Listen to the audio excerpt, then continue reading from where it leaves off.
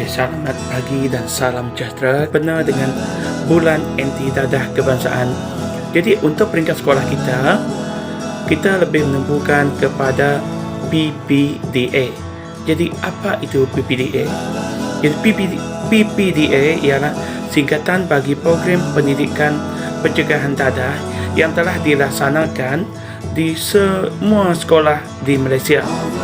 Sasaran utama program ini ialah kepada murid, guru, kaki tangan sekolah dan ibu bapa.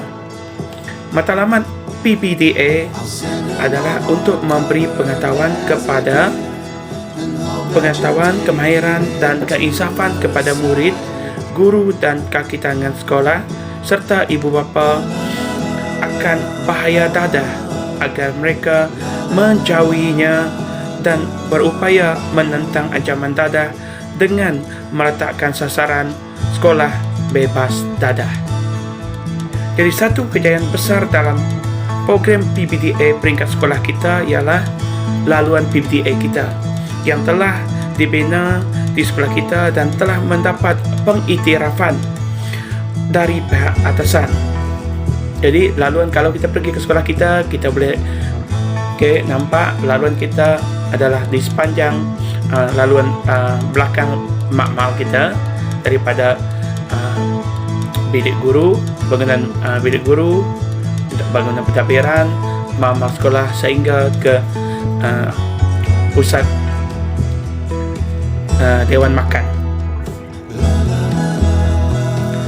Okey, saya berharap program ini akan berterusan dan mendapat sokongan semua warga sekolah SMK LA. Jadi ingatlah ini, dadah musuh nomor satu negara. Jauhi dadah daripada kita. Okay, sekian, terima kasih. Selamat sejahtera buat semua warga SMK Lubang Hantu serta anak-anak murid yang cikgu kasihi dan sayangi. Cikgu Hong Fat Leong merupakan penyelaras pendidikan pencegahan dadah sekolah kita dan juga merupakan guru bimbingan dan kaunseling. Hashtag SMKLA Bebas Darveh merupakan satu hashtag untuk sekolah kita berhubung dengan pendidikan pencegahan dadah, dan kita berharap semua orang masih lagi ingat tentang hashtag ini. Di sini cikgu ingin menyampaikan beberapa perkara kepada semua berhubung dengan sambutan anti dadah peringkat sekolah kita yang akan dijalankan secara alam maya, yang mana kita akan membuat beberapa aktiviti berbentuk PPDA untuk semua kita, tetapi dan dengan harapan kita agar semua sentiasa menjauhi daripada darveh. Jadi cikgu ingin harap semua masih ingat apa itu darveh, yang mana pengetua kita, Cikgu Bu, selalu saja tekankan kepada kita supaya menjauhi darveh. SMKLA Bebas Darveh.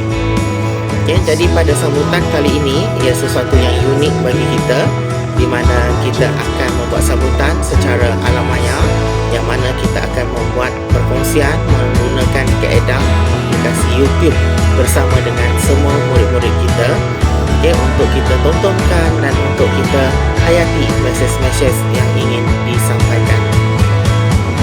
Sempena dengan ini juga, cikgu berharap bahawa semua anak-anak murid kita sentiasa utuh pendirian, tegas pada diri sendiri agar sentiasa menjauhi darveh ini, iaitu darveh, alkohol, rokok, vape, inhalan, HIV/AIDS.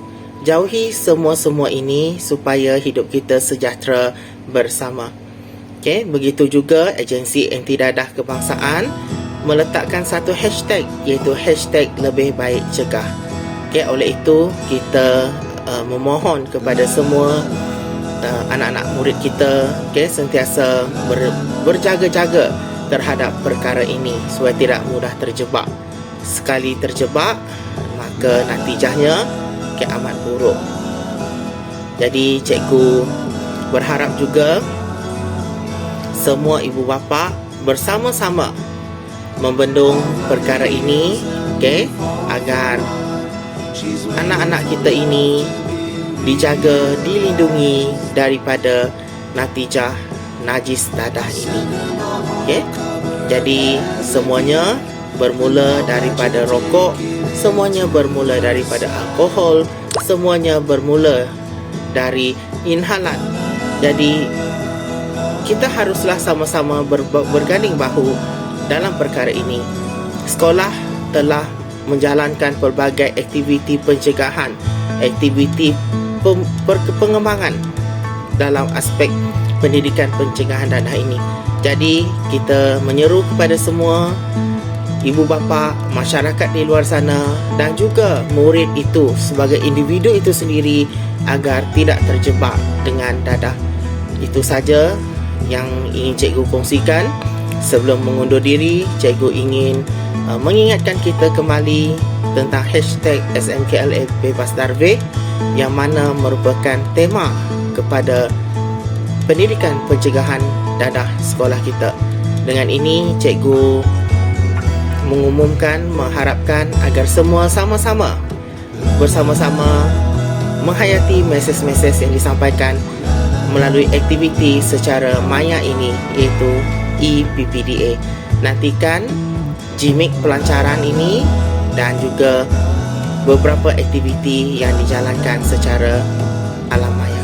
Semoga semua sehat sejahtera di dalam pandemik COVID ini. Stay safe, stay at home. Okay, sekian, terima kasih. Salam sejahtera, saya Alessandra Tala Anak Tegung dan saya merupakan bekas pelajar SMK Lebak Antu dan kini saya merupakan mahasiswi semester 4 dari Universiti Pendidikan Sultan Idris, UPSI, Tanjung Malim, Perak dan mengambil jurusan Ijazah Sarjana Muda Pendidikan Biologi dengan kepujian. Sempena dengan Bulan Dadah Kebangsaan, izinkan saya untuk menyampaikan sebuah ucapan ringkas yang bertajuk Vape bukan alat berhenti merokok. Pernahkah anda terfikir untuk berhenti merokok? Jika pernah, anda tidak keseorangan sebaliknya kajian yang dijalankan mendapati 7 dari 10 perokok menyatakan keinginan sama yaitu meninggalkan tabiat buruk tersebut. Antara kaedah populer sering diperkatakan adalah dengan menggunakan rokok elektronik atau lebih dikenal sebagai vape. Rokok elektronik adalah alat yang menggunakan kosa elektronik untuk menyalurkan aerosol atau buang hasil dan buang asap bercecair. Rokok elektronik generasi baru lebih dikenal sebagai vape. Segelintir pihak percaya bahawa alat elektronik tersebut mampu menghilangkan kecanduan merokok kerana hanya membuang air dan berbagai pilihan rasa seperti bahan. Kenyataan ini sebanyak berjaya orang semakin kurang menggunakan air kepada rokok elektronik sebagai pilihan selain dikatakan lebih menyenangkan bagi rokok biasa. Pertumbuhan keseluruhan rokok elektronik ataupun e-rokok berbahaya dan memberi amaran mengenai penggunaan produk vape oleh perokok yang mahu berhenti merokok. Populariti e-rokok peranti digerakkan dengan kuasa bateri yang membolehkan pengguna menyedut cecair nikotin yang menyebabkan ketagihan, menimbulkan kebimbangan dalam kalangan pembuat dasar seluruh dunia yang menganggap ia sebagai pintu baharu ketagihan bagi golongan muda. Walaupun vape mendedahkan pengguna kepada paras toksin rendah berbanding merokok, WHO berkata peranti itu masih memberikan risiko kesihatan kepada pengguna. Penyelidik Amerika Syarikat menyatakan bahawa kekerapan menggunakan rokok elektronik ataupun e-rokok meningkatkan risiko mendapat penyakit paru-paru seperti asma atau emfisema. Kajian itu diterbitkan dalam American Journal of Preventive Medicine.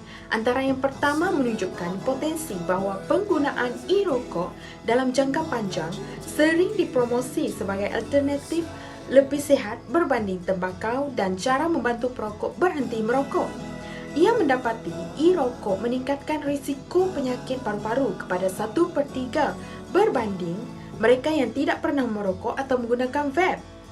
Malah, risikonya lebih tinggi di kalangan dewasa yang menggunakan e-rokok dan rokok tembakau. Penyelidikan itu dibuat ketika Amerika Syarikat berdepan krisis penggunaan vape di kalangan belia. Di Malaysia, kira-kira 4.5% dewasa berumur 30 tahun ke atas menderita penyakit COPD. Malangnya, tiada pemulihan untuk penyakit yang merosakkan tisu paru-paru dan kebanyakan pesakit tidak mengetahui mereka mengidap penyakit tersebut. Pakar perundingan pernafasan Hospital Pantai Dr. Helmi Hajar Maidin berkata kebimbangan mengenai kesan vape bukan hanya kepada faktor kesihatan tetapi juga pendedahan terutama dalam kalangan kanak-kanak kepada budaya menghisap vape. Itu sahaja ucapan daripada saya. Sekian, terima kasih.